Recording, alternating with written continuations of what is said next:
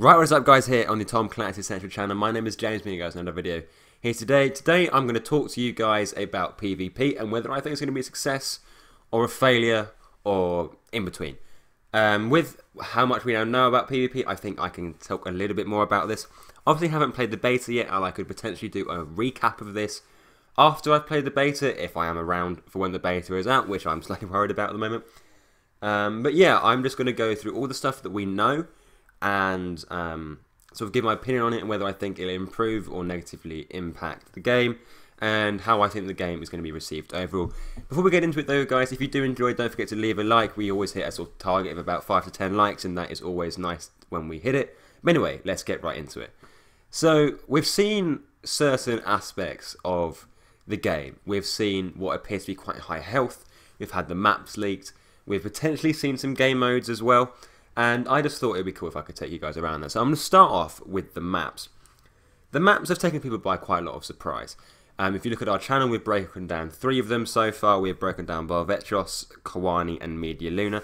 And in general, well, completely, these maps are quite small.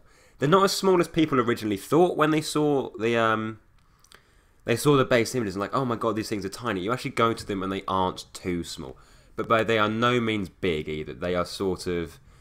They're nowhere near like a Battlefield size map, for example. They are much closer to a Call of Duty size map, potentially even smaller than some of them. I would put money on a map like Sea Lao from Call of Duty World at War being bigger than most of the maps are going to be in this game, at least the ones that I've been to so far. And this could be interesting. This could definitely be good, but it could also be bad. And it kind of depends on what you wanted from this. I personally think this is, with how they're going with 4v4, is the best way to go about it. 4v4, and it's only 4v4, there's no bots or anything like that, should be on a relatively small map. Otherwise, it's just going to end up you trying to find people literally wandering around aimlessly instead of actually having fun and, you know, shooting the people that you want to be shooting. I could understand if you wanted 8v8, 12v12, 16v16 or whatever. You're disappointed that it is only 4v4, and that's something I can go on to in a second.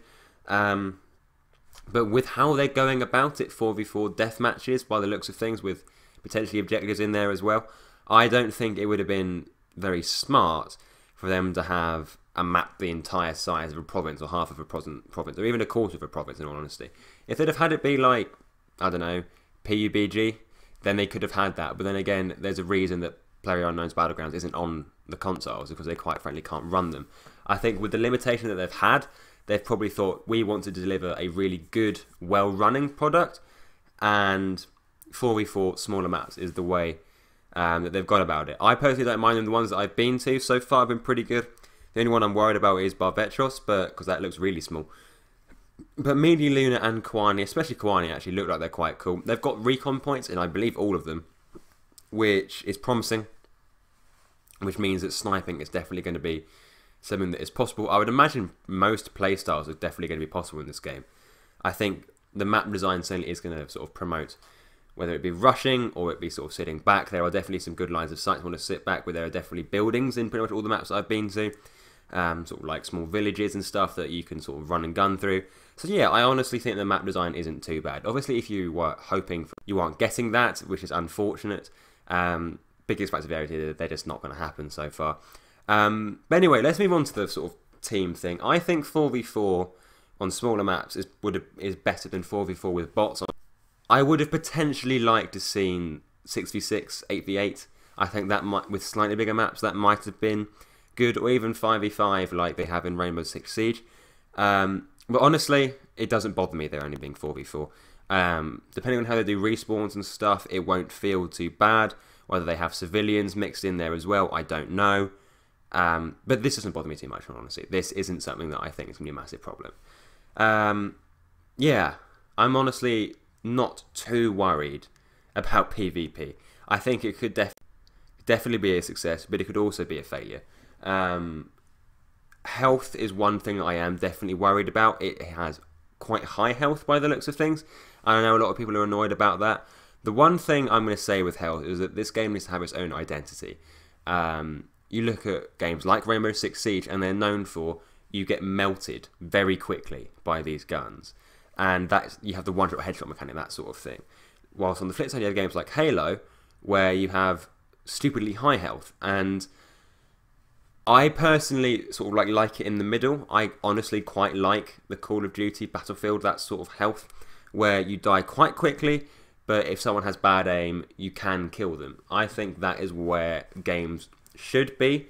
But at the same time, I think, especially if guns like snipers, especially if they don't have any aim assist, if you hit someone with a sniper, they should die.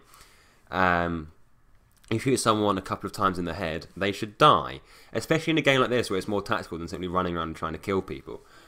A tactical game with high health doesn't really make much sense to me. In terms of gun balancing and stuff, I'd imagine they'll just change the damage multipliers with them. For example, say if in the base game on regular difficulty, the ARs have 125. They do like 25% more damage if you shoot in the head than in the body. I'd imagine those multipliers will stay the same. They'll change the health instead. That's how I think they'll do damage and stuff. I hope it's not too high. Obviously, in the beta, there'll be kinks that they can get rid of.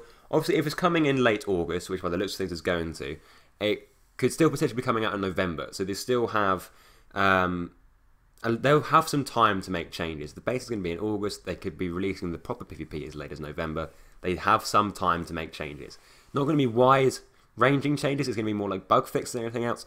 But hopefully, the beta will show Ubisoft the things that the game base, the players like and don't like, and they can potentially change some stuff up. But anyway, guys, that has been the video for you today. I hope you have enjoyed. If you have, don't forget to leave a like. Subscribe if you are new to the channel. We've been growing fantastically well recently. Thank you very much for that. And leave your thoughts in the comment section below. Check out our previous videos on the channel page, breaking down a few of those maps like I mentioned before. And we will see you in our next video. Bye, guys.